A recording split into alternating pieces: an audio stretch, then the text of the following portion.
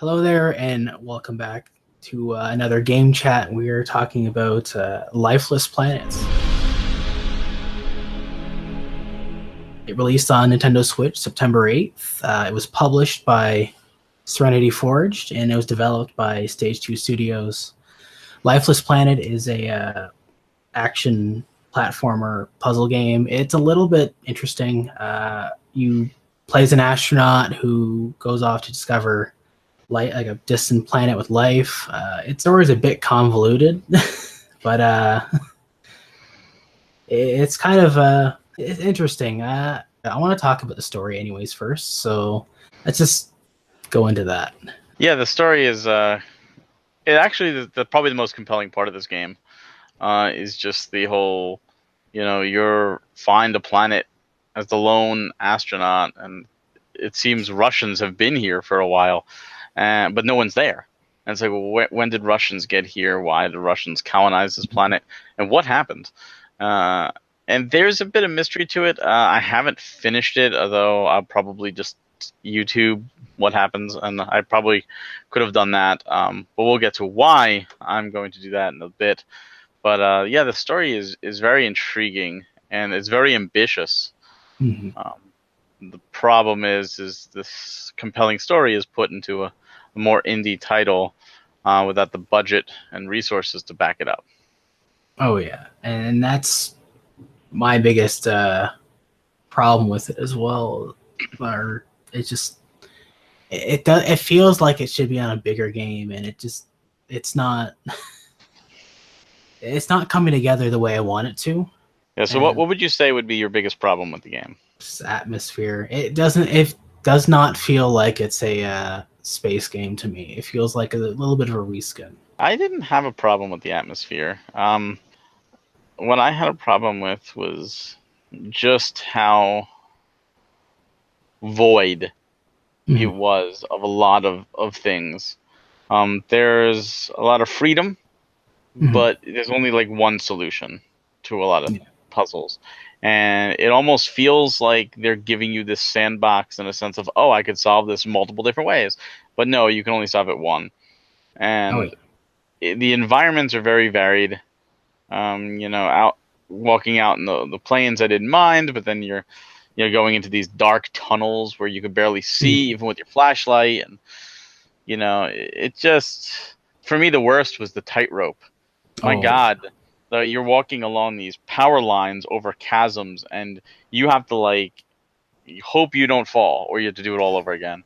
And yeah, and there was another part that was a jumping puzzle where you had like an extra jump pack, and Mm-hmm. there was like these different platforms you had to jump to, and for the life of me, like I just could not get it to land, until finally I did, and I was like, man, I would really like some pointers on how to work the amount of fuel so that I didn't burn Mm-hmm. up too much, or I've never encountered this problem before in this game, and that was a troubling part. Once I finished it, I was like, oh, it's no big deal now, but still, the tightrope. I have acrophobia, so that really triggered it. Like that part, I was like, oh my god, I am gonna fall. Like this is bad. Like I almost quit there, but I'm like, no, I'm gonna keep Wow. going with that. Yeah. That's sort of how cause there's an area or there's a tunnel section where I'm stuck at right now where it's just you're underground, it's dark all the time. And that's sort of where I even just stopped playing because I got really frustrated. I ended up stopping. I couldn't figure out the solution for it, and it was something to do with bombs. And I'm like, this is ridiculous. And as for someone who doesn't like a lot of like just being in like tight confined spaces, it does make you feel like you're sitting in a small space with like you can't really see too much around you without that flashlight. So Yeah, it does trigger a bit of claustrophobia for people. Um, yeah, there's other things too. It triggered a little bit of my vertigo, a little choppiness. It was not smooth or polished, and no, it's not. the graphics, while the barren aspect worked, it's Mhm. very bland. I mean, Oh the structures are very bland, the buildings are very bland, yeah. Mhm. even your suit is very bland. And I liked some of the things they did. I liked, like, you needed Mhm. oxygen. Like oxygen is a thing you need to be able to keep Oh yeah. oxygen, but it's not. it's more a plot device than anything else. Mm. Like right at the start of the game, you need to find oxygen. Like it's the first thing, and you Yeah. think this is going to come into play. Like, oh my god, this is going to be like survival. Like I'm going to always have to be tethered to oxygen, and it doesn't come into play again until it's needed for a tense situation, Mm. and it feels more plot device than actual, element of the game. They could put on the box, like if it had a physical box, and be like, "Oh yeah, you can worry about running out of oxygen." We Mm. checked that box, but in reality, it's not something to truly be concerned about. Oh yeah. I had that same sort of questioning because I'm like going through this tunnel. I was like, I should have ran out of oxygen by now and everything else, and I had figured out. I was like, oh yeah, I'm not even losing any of it. Yeah, it's just plot. There's also there's times where they don't tell you where to go, and you have Mm. to wander around aimlessly. And there were times I got lost. I was like, where do I go? I just didn't know what to do next. Mm. And it did get, it's ambitious, Oh and yeah. I like where they were going with it.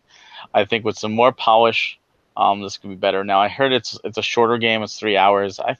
I feel like I put over 3 hours into it, but that could have just been me Mm. running around in circles or dying to Oh the yeah. stupid jump puzzles for a while.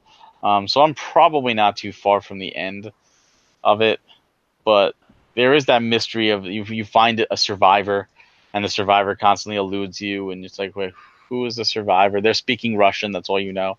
Yeah. And I'm sure the ending will tell me that. And again, I just don't know the ending, so I'm not going to spoil it here because I Mm. don't know it. But there is a bit of that mystery driving, and that was the only thing compelling me to keep going in this game. Because if it wasn't for, hey, I want to get up to this person, I would have Mm. been done because the environments are just bland. Oh yeah. Like I can think of a ton of other games that I would rather be spending my time on, and time is so valuable. But I'm like, no, I'm Mm. gonna play through this for review, and it Yeah. it was not that fun. Yeah. There's a lot of that trudging along. It even from just looking at the environments and stuff. It's like it felt like I was playing through an old. I hate to say it, a PS2 game in HD, and even then, it was a bad PS2 game in HD. Like a launch PS2 game with PS1 like fog effects and pop up, and Oh N64 yeah, pop up and fog too, like very much so. So it now, it what? felt very new.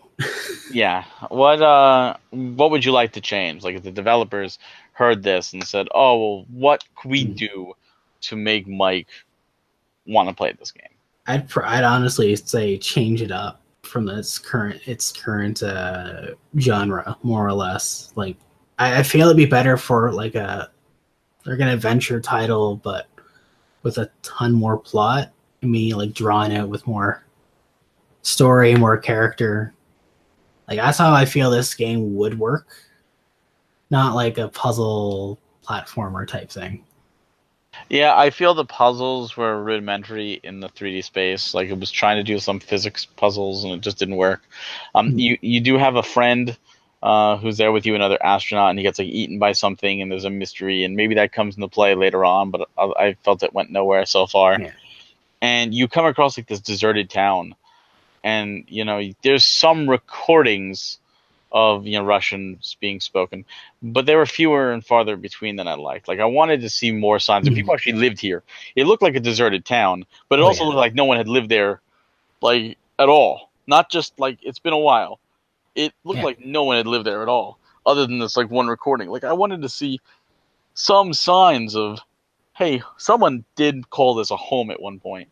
That would have, I think, made it more Mm. interesting. I was more curious of why these buildings are here, let Mm. alone like how did people survive? How did people live? What were their daily lives like? Like I'm more interested in knowing that, and I feel Yeah. the game didn't tell me that at all. Speaking of recordings, though, like I found like those are like the bigger like draws to me. Is like I wonder if I could find more of those recordings, and like I maybe only found two, and then you get to that one cave section with the theater, and you get the big gramophone or the small gramophone playing music. It's like, is this where it concludes? Yeah, they could do a lot more. There are certain games where less is more, and I totally Mm. get that. And this is not one of those games. This is where more is more. I want to feel like I'm living here. Like if you play a Fallout or something, like you felt the people lived there Yeah. at some point. If you play like Darksiders, the humans are gone, but you walk through like office buildings and schoolyards and apartment complexes, and you like people lived here at one point. These were lived in environments. These just feel like cardboard boxes. I was Oh waiting yeah. for like Superman from Superman 64 just to fly through some rings over my head. Like that's what it kind of looked like. And it played like that too. It was very like Mhm. chunky, which is like even like the tightrope section. You're like, oh well, just push up and run in a straight line, and you really couldn't do that. Mhm. Like you couldn't in this game. You kind of wavered there, and like in a big open field, you don't really notice it. But when you're walking on like this, you notice. Oh Like yeah. it's so weird. Yeah, and that's even coming down to controls. Like I found it really confusing. Like the B and A is also reversed in this game too, and Yeah. like this goes against normal conventions because another game does that too that came out recently, which is Dark Souls, where the B and A is reversed. Well, it is a little bit confusing going back and forth between, say, Mario Odyssey and that game. Very So much. Yeah, I totally agree. Now, I only played this handheld. I did not see this on the big screen. Did mhm. you do it docked as well, or did you also I do did it completely docked. it? Okay, so completely It's different experience. it's yeah, it's a bit grainy. I can Uh, imagine. it's not the smoothest running game. Didn't run poorly, handheld, but like I said, there was a little bit of frame rate. Definitely with the camera motion, like I said, it did trigger a little bit of vertigo. I did, have to adjust to it. But I want to see more from it. Like I Mhm. want to see like it redone, like polished a little more. Yeah, But I think it's a good start. I mean, I am intrigued. Um, just for me, the pros are not outweighed by the cons.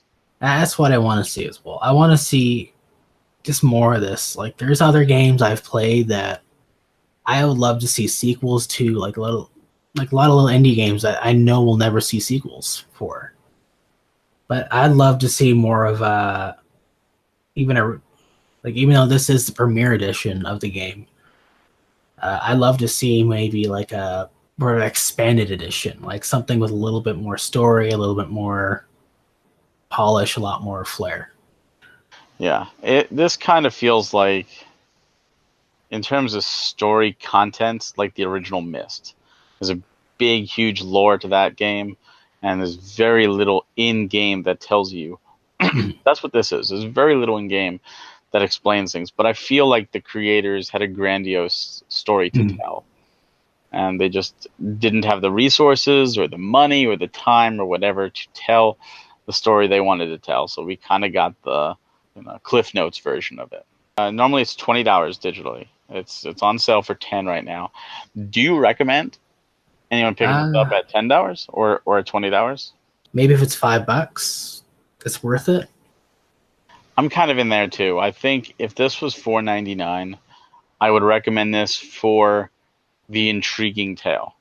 And if the story of an astronaut stranded on a planet, where it appears that Russian, or Soviets, really, because it's not just Russian, it's the Soviets have colonized, so to speak, and have lived on this deserted planet, or this lifeless planet, if you will.